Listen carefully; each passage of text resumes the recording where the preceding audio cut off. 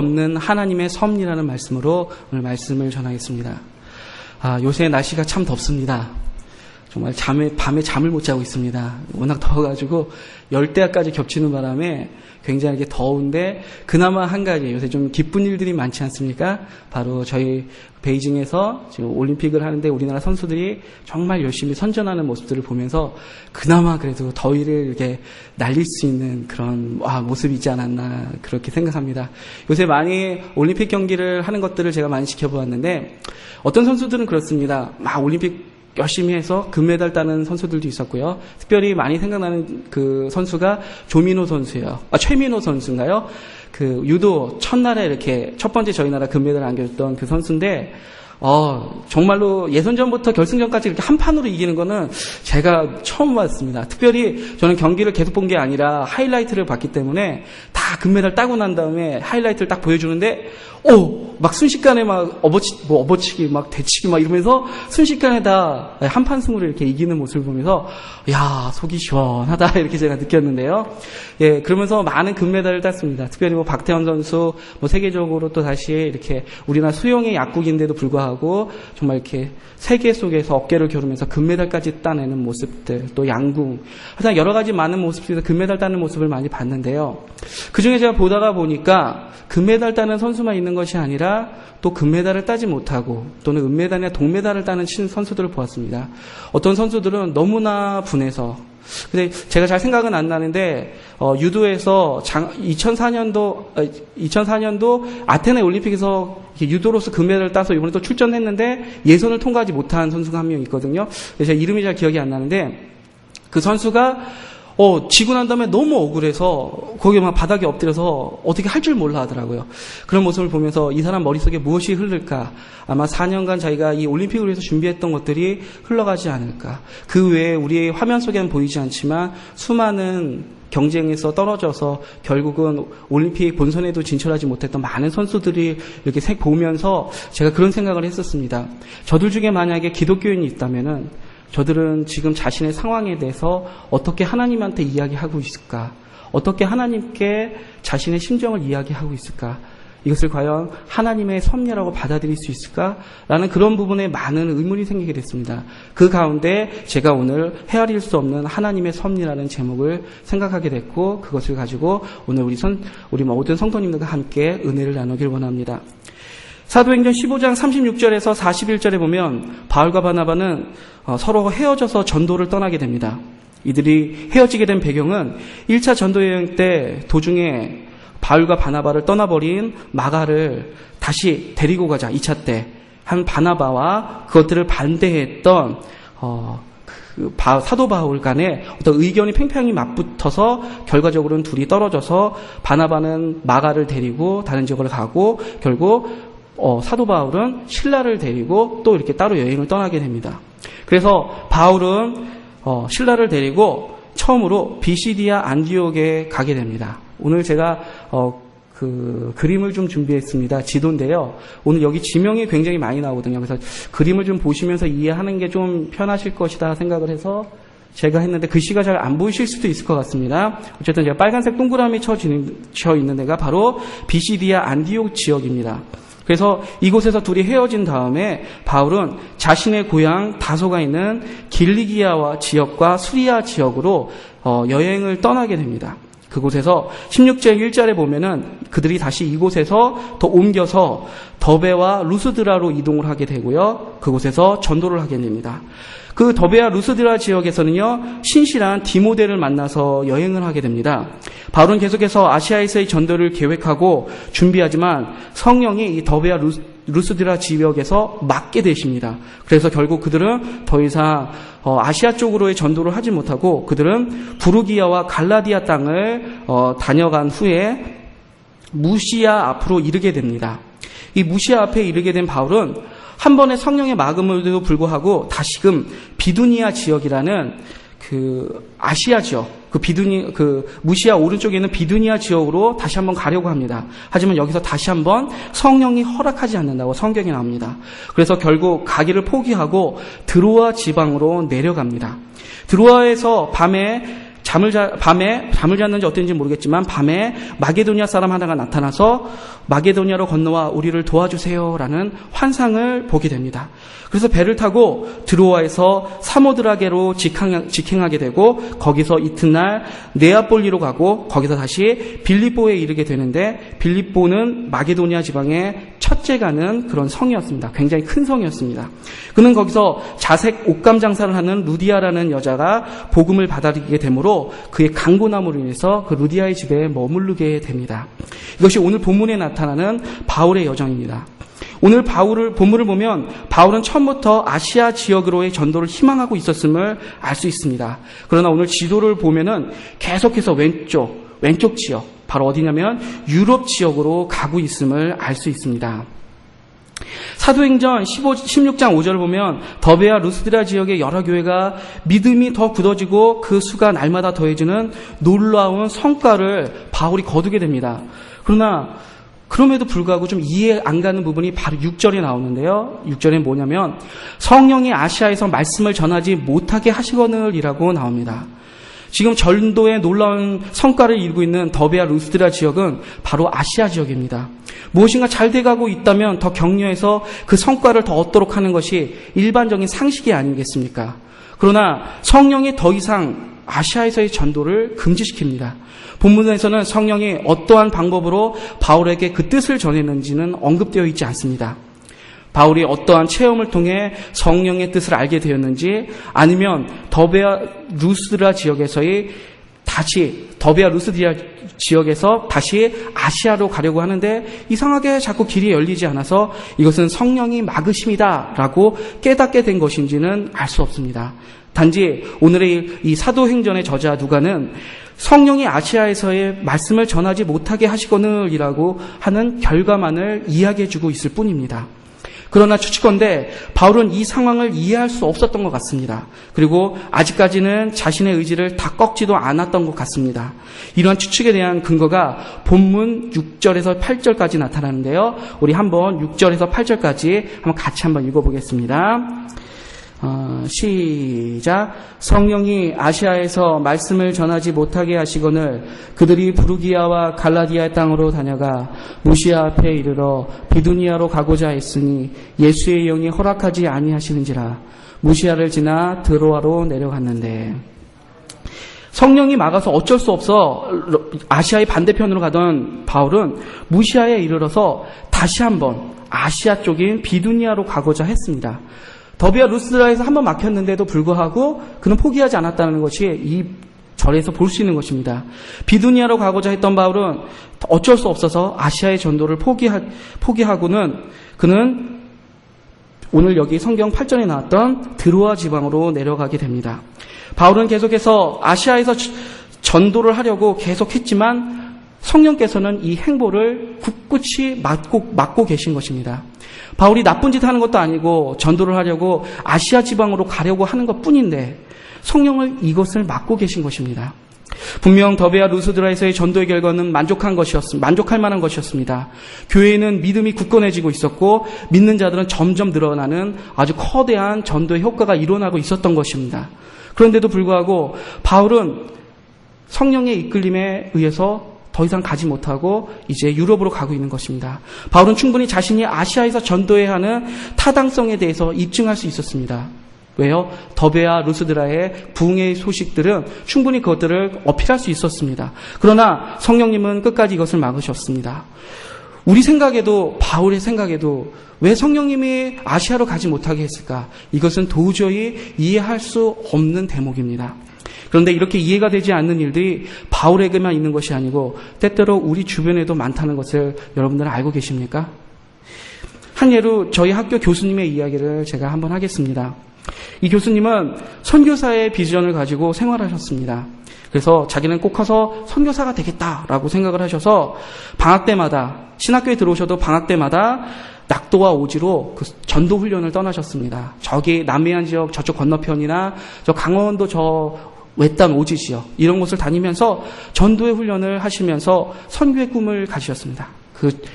그래서 그 교수님은 졸업하신 후에 드디어 중국으로 가시게 되고 중국에서 2, 3년간 아주 힘들었지만 거기서 복음을 전하게 되는데 그곳에서 복음 전하는 기쁨도 맛보시게 됩니다. 그래서 2, 3년간 적응하면서 나름대로 잘 적응되어 갔고 이제는 이 중국 사람들을 내 마음에 품고 내가 여기서 순교를 당하면 순교를 하리다 라고 하면서 선교에 굳은 마음을 갖고 하나님의 인도하심을 강하게 믿고 있었습니다. 그런데 어느 때부턴가 기도하기 시작했는데 자꾸 하나님께서 마음속에 너 공부를 더 해라.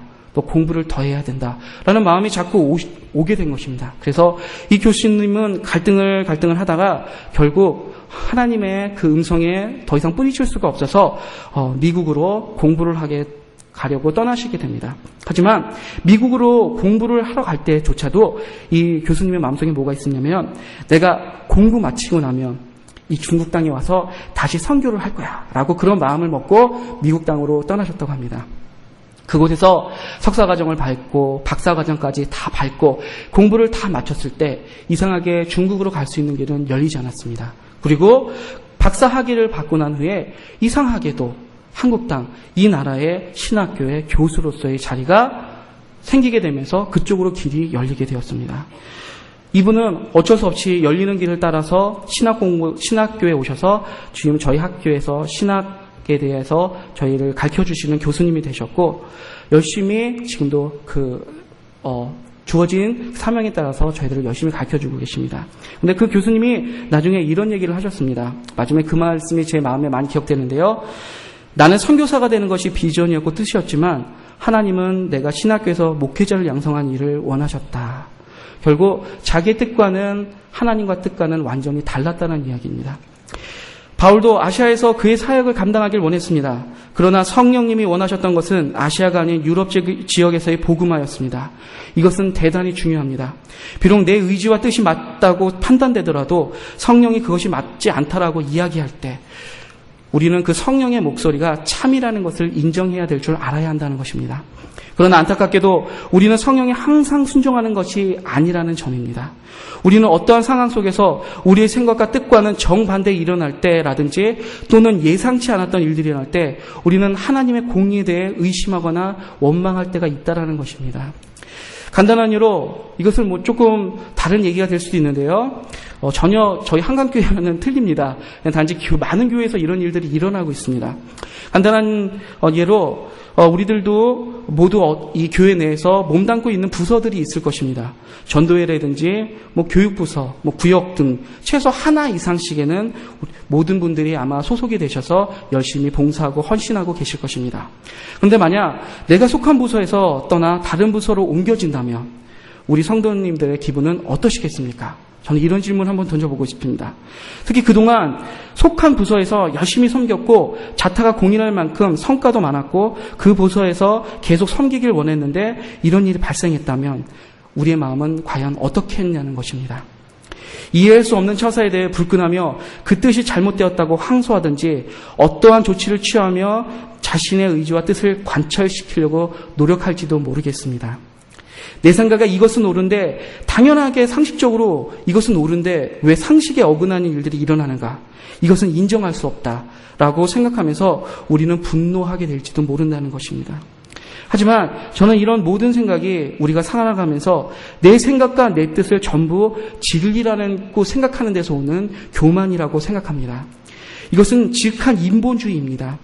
신본주의란 하나님의 뜻이 가장 우선시하며 내 뜻과 내 생각이 하나님의 뜻에 맞지 않을 때 내 뜻을 버리고 하나님의 명령을 따라라는 것이 바로 신본주의입니다. 비록 내가 옮겨지고 나는 이곳에서 영향력이 있고 자타가 공인하는 나는 능력 있는 이곳에서 반드시 필요한 사람일지언정 하나님께서 먼 미래를 보고 내가 옮겨져서 다른 곳에서 일해서 그곳에 더 빛을 발할 수 있는 곳으로 하나님이 옮기실 수 있다는 것입니다. 하지만 그것까지 볼 수 없기 때문에 우리는 우리의 생각을 통해서 나의 정의와 나의 공의를 주장할 수밖에 없다는 것입니다. 이런 경우가 우리 상당히 많지 않습니까? 그러나 바울은 자신이 생각하고 옳다고 생각했던 그런 모든 일을 행하려고 할 때마다 성령이 막으셨습니다. 그때 바울은 어떻게 했습니까? 바로 자신의 길을 멈추고 성령의 길을 따랐습니다. 더베아 루스드라에서도 그랬고 무시아에서도 그는 성령의 말씀이 따르게 됩니다. 비록 성령의 뜻이 무엇인지 정확히 알지 못했지만 자신이 확신하는 것을 따르지 않고 성령을 따랐다는 것입니다. 이것이 바로 사도 바울이 우리에게 보여준 신본주의의 모습입니다. 비록 지금은 하나님의 뜻이 무엇인지 정말 잘 모르겠지만 분명 그분이 인도하시는 길은 옳은 길이고 하나님이 기뻐하시는 계획 가운데 있다고 믿고 따르는 마음이 바로 신앙인의 자세고 그것이 믿음인 것입니다. 혹시 여러분들 더 내려놓음이란 책을 들여보셨습니까? 더 내려놓음이란 책. 이 책의 저자는 내려놓음이라는 책을 쓰셨던 분의 그 후속작입니다. 이 책의 저자 이용규 선교사님은 서울대학교 동양사학과 학부와 대학원을 졸업하셨고요. 하버드 대학으로 가서 중동지역학 및 역사학으로 박사학위까지 받으신 엘리트였습니다. 하지만 하나님의 강권적인 역사를 경험하며 자신이 계획한 모든 것을 내려놓고 몽골의 선교사로 떠나게 됩니다. 내려놓음과 더 내려놓음 이 두 권의 책은 이용규 선교사님이 몽골로 선교를 떠나게 되어 사역하기까지 그리고 사역지에서의 모든 하나님의 역사를 기록한 생생한 보고서와 같은 그런 귀중한 책입니다. 이 두 책 중에 더 내려놓음이라는 책에 이런 소제목의 내용이 나옵니다. 베테랑 기사를 믿고 떠난 여행이라는 제목이 있는데요. 여기서 이용규 선교사님은 몽골의 기독교 역사와 관련한 영상 다큐멘터리를 제작하기 위한 목적으로 9박 10일간의 여행을 떠나게 됩니다. 이 다큐멘터리의 제작 목적은 몽골의 고대 기독교 유적을 답사하고 영상화하여 공산사회에서 살았던 몽고인들에게 7세기 이전 기독교가 자국의 역사와 깊은 관계를 맺고 있다는 사실을 각인시킴으로써 기독교가 낯선 외국 종교가 아니라는 사실을 인식시켜 약 3만 명으로 추정되는 몽골의 기독교인들에게 자긍심을 가지고 몽골에서 전도할 수 있게 하는데 도와줄 수 있도록 이 다큐멘터리를 만들려고 했었습니다. 그래서 이런 여행을 떠나려고 하는데 이런 다큐를 찍으려면 편도로 약 3,000km, 왕복 약 6,000km에 해당하는 초원길과 사막지대를 누벼야 했습니다. 우리 서울에서 부산까지 가는데 얼마 정도 거리이신지 혹시 아십니까? 제가 알기로는 약 430에서 한 500km 정도 되는 걸로 알고 있는데요. 지금 이곳은 가려고 하는 길은 왕복 6,000km입니다. 굉장히 큰 그리고 긴 거리죠. 그나마 고속도로 같은 이런 도로가 뚫려 있는 게 아니라 사막과 초원을 지나야 되는 그런 어려운 여정이었습니다. 만약에 차가 고장나거나 길을 잃게 될 경우 잘못하면 생명을 잃을 수도 있는 그런 여행이었습니다. 여기서 이용규 선교사님은 남해라는 한 사람을 의지하게 됩니다. 13세부터 시골길을 운전해온 베테랑 기사로서 몽골 지방을 수십 차례 돌아다녀서 길을 잘 알고 있을 뿐만 아니라 차량 정비에도 능통한 사람이었습니다. 그리고 험한 길을 하루 종일 운전하면서도 피곤을 느끼지 못하는 그런 탁월한 사람이었기에 선교사님이 아주 믿을 만한 그런 운전사였습니다. 그래서 남해가 운전하는 차와 또 다른 차 한 대를 이렇게 섭외해가지고 두 대가 짐을 끌어가지고 드디어 그 긴 여정을 떠나게 됩니다. 그런데 이상하게도 출발한 지 2시간도 못 돼서 차가 막 바퀴에 펑크가 나기 시작합니다. 그렇게 한 번 2시간에 펑크가 나더니 그 다음부터는 거의 한 3시간마다 한 번씩 차량에 펑크가 납니다. 그래서 이제는 가지고 간 스페어 타이어도 다 갈게 되고 가지고 간 스페어 타이어도 다 갈아서 이제는 더 이상 갈 수 없는 지경이 돼서 나중에는 그 고무 조각을 이렇게 잘라가지고 그 터진 부분에다가 메꿔서 그렇게 해서 가야 되는 그런 상황까지 발생됩니다. 그렇게 가다가 결국은 엔진까지 고장이 나서 차가 완전히 멈춰서게 되는 그런 지경에까지 도달하게 됩니다. 선교사님 일행들은 가는 곳곳마다 그런 사고가 있을 때마다 거기서 계속 기도를 합니다. 하나님, 이 일이 웬일입니까? 저희들 갈 길은 먼데 9박 10일의 여정이 긴 여정이 아닌데 하나님, 저희들을 도와주십시오라고 기도를 하게 됩니다. 그런데도 계속해서 이런 일이 일어나게 되고 결국 그 차와 함께 남해라는 운전기사를 그곳에 내려놓게 됩니다. 그리고는 결국 남은 같이 따라온 한 차에 짐을 다시 꾸려서는 그곳을 타고 가게 됩니다. 그러나 그 차에 운전기사는 매우 초보여서 길을 잘 몰랐고 결국 초원에서 여러 차례 길을 잃으면서 매우 난감한 시간을 보내게 됩니다. 이때 이용규 선교사님은 하나님의 뜻을 이해할 수가 없었습니다. 주님의 복음을 위해 떠나는 이 여행에 그렇게 중요한 일꾼을 중도 하차시키시는 하나님을 도저히 이해할 수가 없게 됩니다. 그러나 결국 그래서 밤새 달려 이렇게만 헤매고 해서 결국 예정지에 도착하긴 했는데 이미 자기들이 그 예정지에 도착할 시간보다 이틀가량이 늦어진 상황이 되었습니다.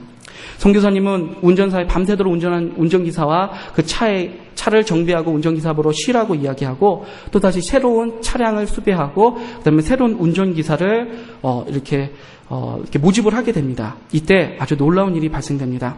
한 운전기사를 만나게 되는데요.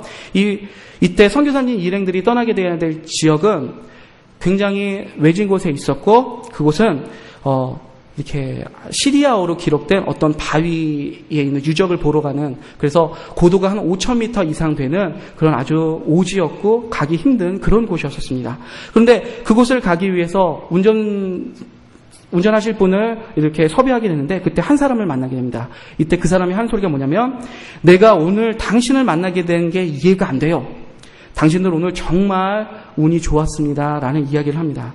왜냐하면 그의 이야기를 들어보니 선교사님 일행들이 가려는 곳은 몽고에서 해발 고도가 가장 높은 곳에 위치해 있는 곳이고 너무너무 험해서 그곳에 가본 운전자가 이 도시에서도 몇 명이 안 되었습니다. 그중에 그 몇 명 안 되는 사람 중에 자신이 한 명이었고요. 게다가 잘 가려고 하지 않는 험악한 지역인데, 엄악한 지역인데도 불구하고 오늘이 화요일이어서 몽골인들이 가장 불길하다고 생각하는 지역이라서 오늘은 아무도 그곳으로 떠나지 않는다라는 것입니다. 그러나 당신은 나를 만나서 내가 그곳으로 같이 갈 수 있다라고 이렇게 얘기했다는 것입니다.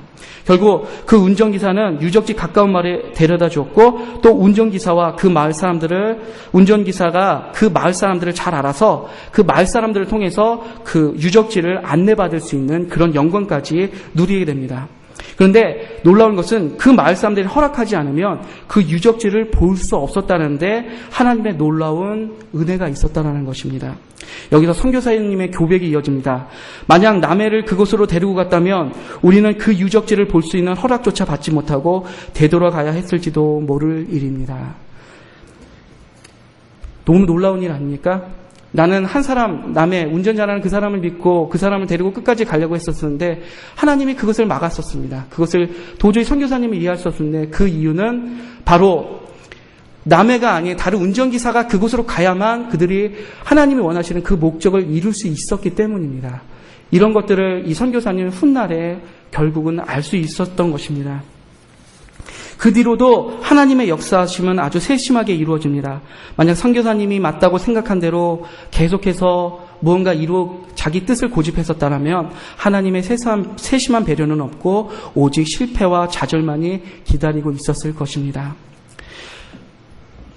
바울도 그랬습니다. 아시아로 가려고 했지만 번번이 서쪽으로 이동하게 되었을 때 그의 마음은 어땠을까라는 생각을 다시 한번 해보게 됩니다.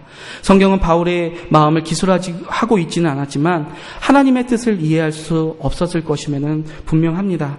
그러나 오늘 본문 16장 9절에 10절을 보면 무시아에서 드로아로 내려갔을 때 그는 마게도니아의 환상을 보게 되고 그것을 통해 하나님의 계획하심이 아시아가 아닌 유럽 지역에 있음을 깨닫게 되며 이제는 아시아가 아닌 마게도니아 지역을 향해 힘써 가게 됩니다. 결국 바울도 이용규 선교사님처럼 그렇게 훗날에 하나님께서 그 뜻을 밝히 알려주셨다는 이야기십니다. 말씀 맺겠습니다. 사랑하는 성도 여러분, 충성을 다해가는 길이 하나님이 길이 아니라면 그 충성했던 모든 수고를 공으로 돌리고 다시 새 길로 방향을 바꾸어 나가실 준비가 되어 있으신지요? 아니면 내가 힘쓰고 닦아놓은 것들이 아까워서 하나님의 뜻에 선뜻 따라가지 못하고 그곳에서 주저하고 계시지는 않는지요? 우리의 충성은 그분이 인정할 때 비로소 합당한 충성이 됩니다. 그분은 오늘도 우리가 생각할 수도 없는 치밀한 계획 가운데 우리를 인도하고 계십니다. 그 길은 때때로 우리가 가시밭 같고 어두워만 보입니다. 그러나 그 길이 하나님의 길이라면 우리는 가야 합니다. 그 길을 따라가십시오. 지금 이해되지 않더라도 훗날 바울이 깨달았던 것처럼 이용규 선교사님이 깨달았던 것처럼 그때 이해되지 않았던 그 길들이 바로 하나님의 길이었음을 깨닫게 되기 때문입니다. 우리 함께 같이 기도하겠습니다. 오늘 이 시간